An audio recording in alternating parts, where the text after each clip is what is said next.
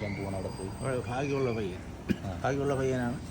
പിന്നെ അതായത് കൂടുതൽ ഇഷ്ടപ്പെടുന്ന പറഞ്ഞാൽ ഏത് കാര്യത്തിനും ജനങ്ങളായിട്ടുള്ള ഏത് കാര്യങ്ങൾക്ക് ഇടപെട്ട് നല്ലൊരു തീരുമാനം തീർന്നത്. അപ്പോൾ ഞാനിവിടെ ഈ സ്കൂളിലായിരുന്നു. ഒരു 2020 ഞാൻ റിട്ടയർഡായത്. അപ്പോൾ അദ്ദേഹം തന്നെ ഈ സ്കൂളിൻ്റെ കാര്യങ്ങൾക്കെല്ലാം നല്ല രീതിയിൽ പ്രവർത്തിക്കാൻ വിളിച്ചാൽ അപ്പോഴും ഓടിയെത്തും. പിന്നെ ഒരു കാരുണ്യ പ്രവർത്തനമൊക്കെ ചെയ്യുന്നൊരു വ്യക്തിയാണ്. എല്ലാം കൊണ്ടും തികഞ്ഞൊരു നല്ലൊരു വ്യക്തിത്വത്തിൻ്റെ ഉടമയാണ് രാഹുൽ മാങ്കൂട്ടം. മറ്റ് സ്ഥാനാർത്ഥികളൊക്കെ ഏതെങ്കിലും രീതിയിൽ വെല്ലുവിളിയാവുമെന്ന് തോന്നിയിട്ടുണ്ടോ ഇപ്പോഴോ? അവിടെ പാലക്കാട് അവിടെ നമ്മളിപ്പോൾ പാലക്കാട്ടെ സംബന്ധിച്ച് നമ്മൾ ഈ ചാനലുകളെല്ലാം കാണുന്ന അനുസരിച്ച് അവിടുത്തെ മറ്റുള്ള ബന്ധുക്കളോടൊക്കെ ചോദിക്കുന്നതനുസരിച്ച് രാഹുൽ മാങ്കൂട്ടം ആണ് വിജയിക്കാൻ സാധ്യത കൂടുതലായി. മറ്റേതൊരു ടീമെന്നുള്ളത് ഇന്നലെ വരെ വേറെ പാർട്ടിയിലായിട്ട് ഇന്ന് വേറെ ഇതിലേക്ക് വരുമ്പോൾ അയാൾക്ക് സ്ഥാനാർത്ഥിത്വം കൊടുക്കുമ്പോൾ ആ പാർട്ടി വിശ്വസിക്കുന്നവർ പോലും രാഹുൽ മാങ്കൂട്ടത്തിന് അനുകൂലമായിട്ട് ചിന്തിക്കുന്നതാണ് എൻ്റെ വ്യക്തിപരമായ അഭിപ്രായം.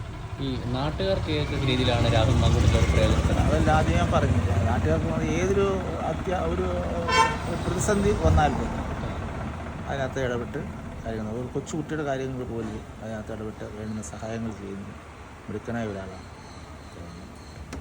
സ്വന്തം നാടിന് ആളെ കിട്ടാതെ മറ്റൊരു നാട്ടിലേക്ക് പറിച്ചു നടേണ്ടി വരില്ലേ? ഇല്ല, അത് ഇവിടെ ശ്രദ്ധിക്കുമല്ലോ സാർ, ഇവിടെ കൂടെ ശ്രദ്ധിക്കും. സ്വന്തം നാട് ശ്രദ്ധിക്കുമല്ലോ, സ്വന്തം വീട് ശ്രദ്ധിക്കുമല്ലോ. പിന്നെ അവിടെ അദ്ദേഹം ജയിച്ചാൽ തന്നെ അവിടെ ഒരു സെറ്റിൽമെൻ്റ് ആവുമെന്നാണ് എൻ്റെ വ്യക്തിപരമായ എൻ്റെ ഒരു അഭിപ്രായം.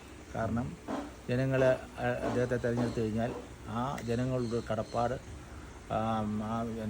നിയോജക മണ്ഡലത്തിലോട്ട് വേണ്ടുന്ന കാര്യങ്ങളെല്ലാം ഭംഗിയായി ചെയ്യും. 100% വിജയത്തിലേക്ക്. രാഹുലിനെതിരെ വരുന്ന ആരോപണങ്ങളൊക്കെ ശ്രദ്ധിക്കുന്നുണ്ടോ? ഫ്ലാറ്റ് മേടിച്ചത്, പിന്നെ ഫീസരിൻ പോയത്, അങ്ങനെയുള്ള കുറേ സാധനങ്ങളുണ്ട്. ഒരുപാട് ആരോപണങ്ങൾ ഉന്നയിക്കാമല്ലോ. ആർക്കും എന്ത് വേണമെങ്കിൽ ഉന്നയിക്കാമല്ലോ. തെളിവ് വേണ്ടേ? തെളിവില്ലല്ലോ. തെളിവുണ്ടെങ്കിൽ നമുക്ക് അവർ പറയുന്നൊരു കാര്യത്തിൽ കഴമ്പുണ്ടെന്ന് പറയാൻ പറ്റും. നമ്മളിത് ഇതിൽ കൂടെ വരുന്ന സംഗതിയല്ലേ, ഈ ദൃശ്യമാധ്യമത്തിൽ വരുന്ന കാര്യങ്ങളല്ലേ. അപ്പോൾ ഇതെല്ലാം ഇല്ലാത്ത കാര്യങ്ങളെല്ലാം വന്ന് പുറത്തു കൊണ്ടിരുന്ന അറിയത്തില്ലേ. ഇവിടുത്തെ ഒരു നാട്ടിലെ ആൾക്കാരോടുള്ള പെരുമാറ്റ രീതിയൊക്കെ എങ്ങനെയാണ്? തീർച്ചയായും നല്ല രീതിയല്ലേ, നല്ല രീതി. ആര് ചോദിച്ചാലും രാഹുൽ മാങ്കൂട്ടത്തിൽ എന്ന് പറഞ്ഞാൽ ഫേമസാണ് ഇവിടെ എല്ലായിടും. കേരളത്തിൽ, ഇന്ത്യയിൽ തന്നെ ഫേമസാണ്. അവിടെ കുട്ടികൾക്ക് വേണ്ടിയല്ലേ അടിയൊക്കെ ഉണ്ടായി. ഡൽഹി കിടന്ന്, യൂണിവേഴ്സിറ്റി കിടന്ന്, മുമ്പിൽ കിടന്ന് ഒക്കെ ചെയ്ത് ആരുണ്ട് ഇവിടെ ചെയ്യുന്നത്? ഇവിടെ ഒരുപാട് യുവജന പ്രസ്ഥാനങ്ങളുണ്ട്. അതിലൊക്കെ ആരുണ്ട് ഇത്രയും ത്യാഗം സഹിച്ച ഒരാൾ? ആൾക്കാർക്ക് വേണ്ടി, പിള്ളേർക്ക് വേണ്ടി അടിയും തൊഴിയും എല്ലാം കൊണ്ടില്ലേ.